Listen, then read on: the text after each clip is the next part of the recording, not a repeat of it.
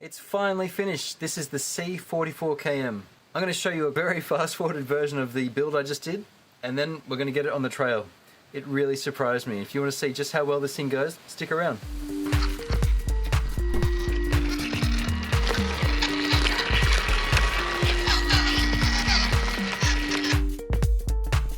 This is the WPL C44KM.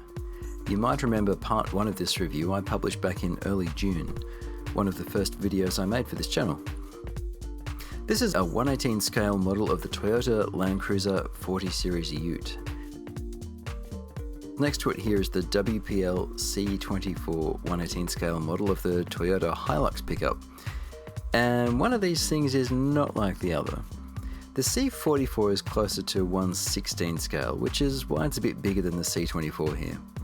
Okay, that out of the way, the build was on hold for quite some weeks while I waited for a sufficiently warm and sunny day. Spring is finally here in Melbourne, and with it a few days that were decent enough for painting to come out okay.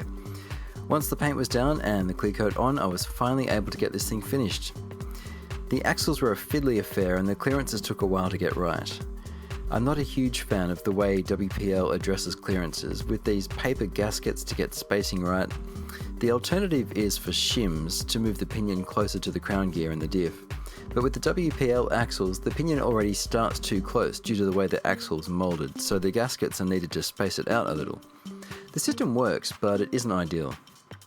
I don't know how it'll last, especially if it gets wet.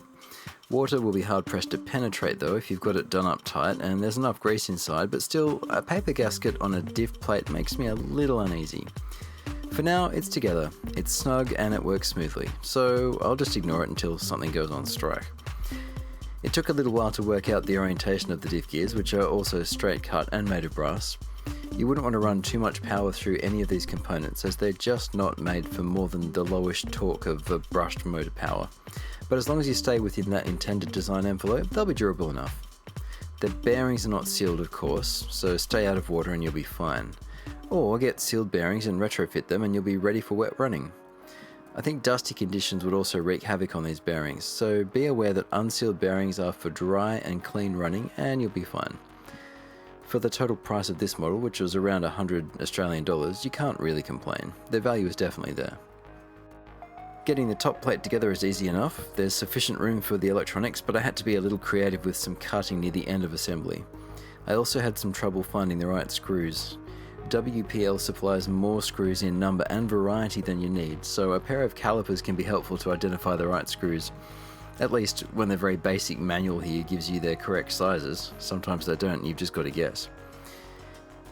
For the wheels, I made my own foams. I used the included wheel weights in the B36KM truck I did a while back, and I think the weight was necessary and helpful there. But for these wheels, I ran a few rings of solder around each wheel and that was the weight, otherwise I just let my foams do the trick. The tyres are nice and soft and I glued them to the rim without a problem. For the electronics I used a Hobbywing ESC, which is more than ample for this rig. I chose it because it's fully waterproof, which is a good thing, and I used my FlySky GT5 6-channel radio and just a cheap and cheerful FS A3 receiver, which is all of $6 or $7. The kit comes with a motor and the 2 servos, one for steering, one for gear changing. And speaking of the servos, the 2-speed is finicky. It's a problem I found on the B36KM as well. My solution has been to cut away some of the plastic on the little shroud in which the shift servo arm moves, which frees up its total play and lets it click in and out of first gear. Once everything was together and I tested the chassis on my little rock garden, it was time for the body to be done. At the end of winter we finally had some sunny days, so I got the plastic primer down, then the paint, then the clear coat. That all took a few days to allow it to dry and harden, and then I assembled the body. And I've got to say I'm pretty happy with the result. How good does it look? It's top heavy, of course, being a hard body model, but wow, it's still composed and the suspension, basic as it is, works beautifully.